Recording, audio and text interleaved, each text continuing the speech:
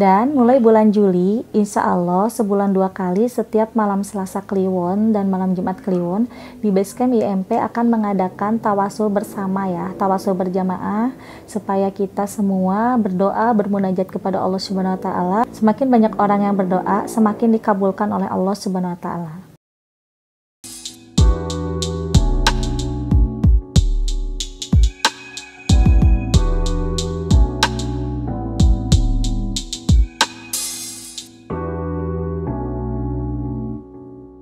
Assalamualaikum warahmatullahi wabarakatuh. Jumpa lagi dengan saya Anggra Putri Tania. Dan kali ini saya ditemani oleh putri dari suami saya, yaitu Cindy Tiara Putri. Beliau adalah seorang gadis berusia 17 tahun yang ingin mengetahui tentang pelet supaya bisa berwaspada ke depannya. Sebelum kita lanjut, jangan lupa like, share, and subscribe IMP Entertainment News Channel. Terima kasih.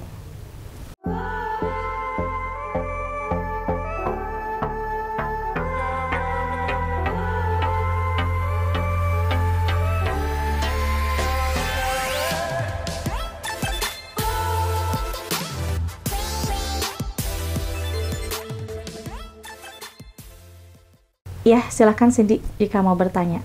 Nah, sahabat IMP, di sini kita akan membahas seputar ilmu pelet. Teh mau tanya, pelet itu apa ya? Jadi pelet itu adalah ilmu pengikat ya, atau ilmu pemikat untuk lawan jenis. Pelet itu ada beberapa macam, dan biasanya pelet itu masuknya ke dalam ilmu hitam. Karena orang yang menggunakan ilmu pelet itu bisa melakukan segala macam cara dengan hal yang tidak wajar. Ada yang disebutkan dengan pelet marongge. Pelet marongge itu seseorang yang memang mendatangi makam marongge yang ada di Sumedang. Itu katanya dipercaya mitosnya bisa untuk membantu seseorang mendapatkan ilmu pelet. Jadi seseorang itu bisa melakukan puasa, ritual-ritual yang memang menggunakan mantra-mantra dari Sri Kasih yang ada di Marongge sana. Jadi kalau misalkan orang yang ingin melakukan ilmu pelet itu biasanya ada ritual-ritual seperti mandi tengah malam di pinggir sungai dengan melarung pakaian dalam gitu. Tapi sebenarnya itu tidak dibolehkan dan tidak ada di dalam hukum Islam. Dan selain itu pun juga banyak orang-orang yang menggunakan ilmu pelet itu dengan ilmu semar mesem. Yaitu ilmu semar mesem yang memang banyak orang lakukan untuk memikat lawan jenis supaya tergila-gila. Dan kalau misalkan ilmu itu masuk ke dalam lawan jenis yang dipelet, itu akan menjadi gila kalau tidak kesampaian. Gitu. Contoh orang yang mempunyai pelet itu seperti apa? Jadi contohnya, misalkan laki-laki ya yang mempunyai ilmu pelet, itu ada salah satu ciri yang lebih utama yaitu dari mata, tatapannya tajam. Selain itu, mulutnya itu manis. Contohnya mulutnya manis itu jadi setiap dia berkata selalu terngiang-ngiang oleh kita, si lawan jenis. Akhirnya kita selalu mengingat wajahnya, selalu mengingat dengan suaranya gitu, yang sampai akhirnya orang yang kepeletnya itu susah makan, susah tidur, dan gelisah hati dan pikiran. Soalnya saya gadis itu kan takut gitu, soalnya saya belum pernah pacaran, takut kena pelet kan nggak tahu gimana. Ya. Nah, jadi ada ciri-ciri orang yang supaya tidak terkena pelet. Orang tersebut harus selalu melaksanakan sholat yang 5 waktu, jangan sampai tertinggal. Dan di dalam kesehariannya itu harus terus membaca zikrullah. Jadi walaupun kita lagi, contohnya gitu ya, lagi nggak sholat gitu kan, karena belum waktunya sholat. Nah, kita harus selalu punya wudhu. Jangan pernah batal wudhu. Dan kita pun juga harus terus-terusan dalam hati itu berzikrullah, bisa membacakan kalimat-kalimat thayyibah. Terus setiap mau tidur itu kita harus membacakan dulu 3 kali ayat kursi. Insya Allah akan terhindar dari yang namanya pelet dan ilmu hitam.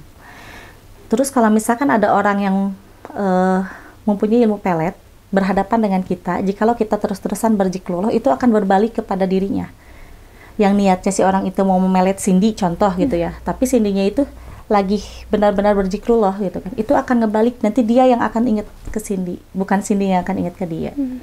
Jadi sebenarnya ilmu pelet itu bisa dikatakan lebih ke ilmu hitam, karena kalau misalkan di dalam Al-Quran itu ada ilmu yang memang disebutkan untuk ilmu pengasihan, yaitu cukup dengan menggunakan doa Yusuf.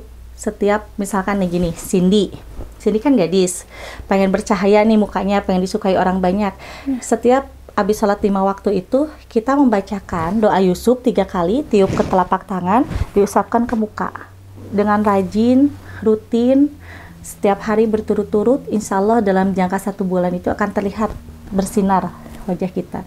Dan orang lain itu melihat kita tuh jadi suka gitu kan, segen. Contoh, yang tidak cantik pun juga akan terlihat cantik. Yang tidak ganteng pun akan terlihat ganteng. Dengan padilahnya surat Yusuf.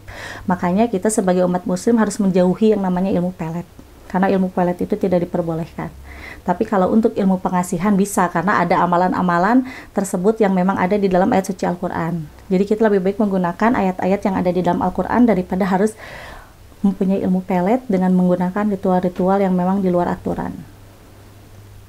Oh iya Teh, terima kasih untuk pencerahannya.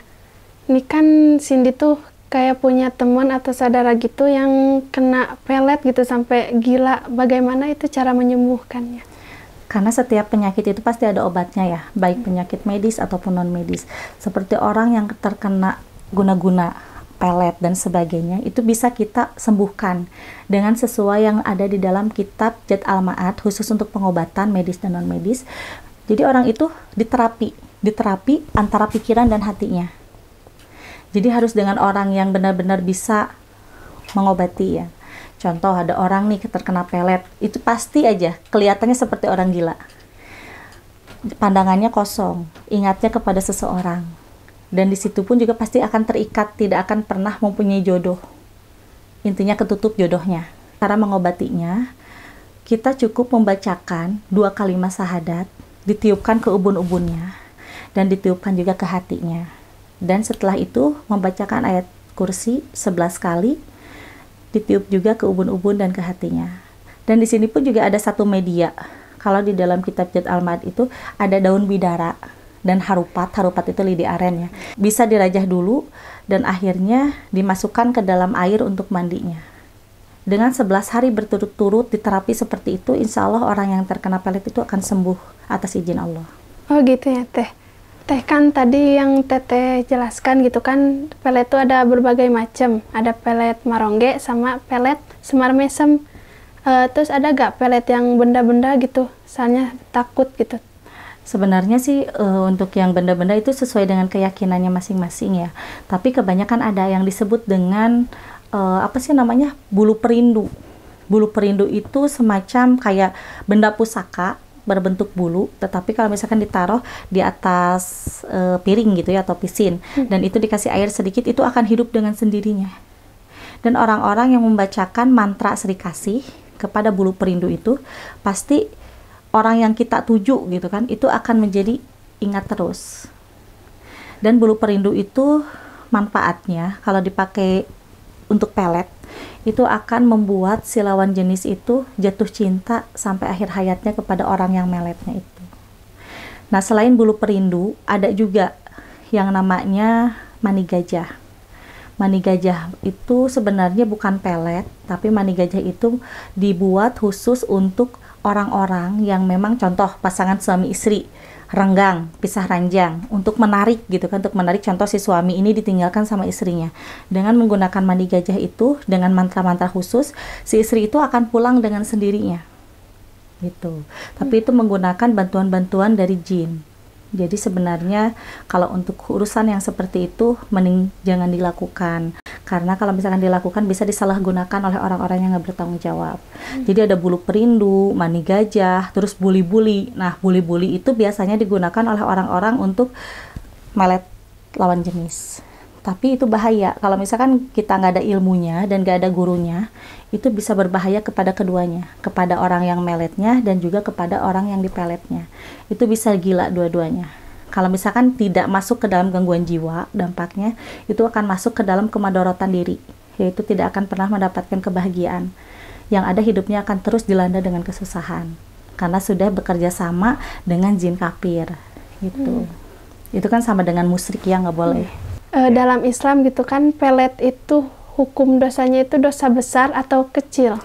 Kalau untuk pelet itu masuknya ke dalam dosa besar, karena kan itu masuknya menginginkan sesuatu tanpa izin Allah. Jadi memaksakan kehendak gitu kan. Bisa dikatakan itu dosa besar juga karena kan syirik menggunakan alat bantu. Kalau misalkan alat bantu sesuai yang ada di dalam kitab sih nggak jadi masalah gitu ya. Tapi kan ini alat bantunya yang memang di luar dari kitab dan Quran. Seperti yang tadi disebutkan, mandi di sungai, melarung pakaian dalam, itu kan tidak ada di dalam Al-Quran. Terus membacakan mantra-mantra di hadapan makam seseorang, itu nggak boleh. Karena kan kalau misalkan kita berziarah kepada makam keramat, itu kita mendoakan orang yang sudah meninggal, yaitu ziarah kubur. Bukan berarti kita membacakan mantra untuk menginginkan sesuatu, itu kan nggak boleh, syirik juga. Seperti adanya benda bulu perindu, terus mani gajah dan buli-buli, itu kan nggak boleh. Jadi masuknya ke dalam dosa besar. Alangkah lebih baiknya masih banyak ayat-ayat yang bisa kita gunakan padilahnya untuk bisa menjadikan pengasihan karismatik gitu kan. Itu banyak sebenarnya, kayak Al-Ikhlas, surat Al-Ikhlas itu bisa menjadikan seseorang yang mengamalkannya rutin itu menjadi orang yang disayangi oleh semua orang, disukai oleh semua orang. Ditambah juga doa Yusuf, itu doa Yusuf padilahnya sangat luar biasa. Selain membuat wajah bercahaya, bisa menjadikan lawan jenis itu sayang kepada kita tanpa ada niat macam-macam. Contoh, Cindy udah punya suami, Cindy rutin membacakan doa Yusuf, suami kita akan sayang kepada kita dan tidak akan pernah punya sir kepada perempuan lain. Jadi itu cara untuk mengikat suami, cara untuk mengikat calon gitu kan, dengan membacakan doa Yusuf.